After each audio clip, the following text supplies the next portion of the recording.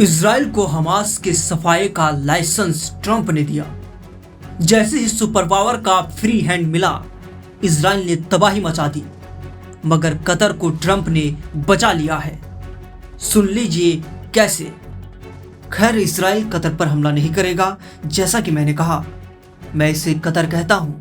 आप असल में ज्यादा सही हैं, लेकिन असल में आपको इसे कतर कहने की इजाजत है। अमीर ने कहा कि आप इसे चाहें जैसे चाहें वैसे कह सकते हैं, लेकिन मैंने हमेशा इसे कतर ही समझा है। मुझे लगता है कि ये एक खूबसूरत शब्द है और असल में वे एक बहुत अच्छे सहयोगी रहे हैं और बहुत से लोग ये नहीं जानते।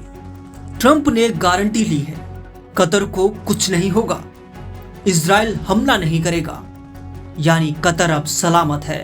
लेकिन इजराइल को ट्रंप ने क्यों रोका है? क्या कोई बड़ा खतरा उन्होंने देख लिया है, या फिर इजराइल का टारगेट बदल गया है?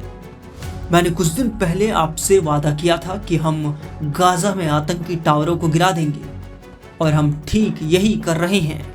पिछले कुछ दिनों में वायुसेना ने ऐसे 50 टावर गिरा दिए हैं। अब ये सब तो बस एक परिचय है।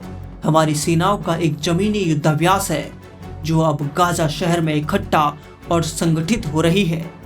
और इसलिए मैं गाजा के निवासियों से कहता हूं, ध्यान से सुनो, तुम्हें चेतावनी दी जा चुकी है, अभी चले जाओ। ट्रंप ने सिर्फ कतर पर हमला न होने की गारंटी ली है।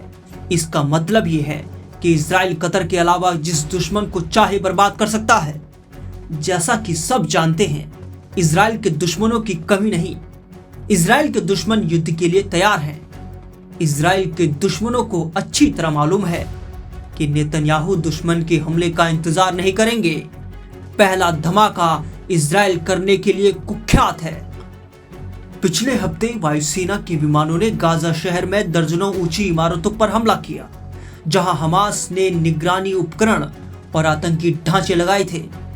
ये वे आतंकी इमारतें हैं जिनका इस्तेमाल हमास के आतंकवादी मैदान में सक्रिय आईडीएफ बलों पर नजर रखने और उन पर हमला करने के लिए करते हैं।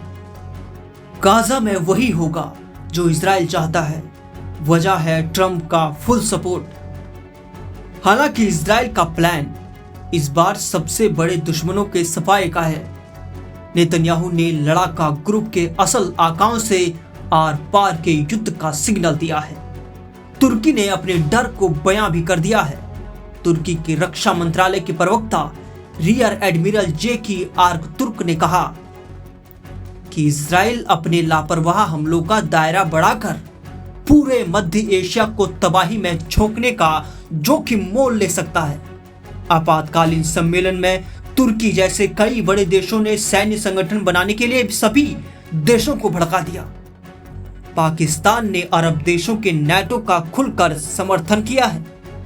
अब वो बम देखिए जिसे तुर्की की एयरफोर्स इस्तेमाल करेगी। तुर्की ने इस बम को अपने F-16 फाइटर जेट पर लगाया है और जमीन पर इसके टेस्ट भी किए हैं। जब टरमैक पर खड़े एक F-16 से इस बम को रिलीज करने की प्रैक्टिस की गई।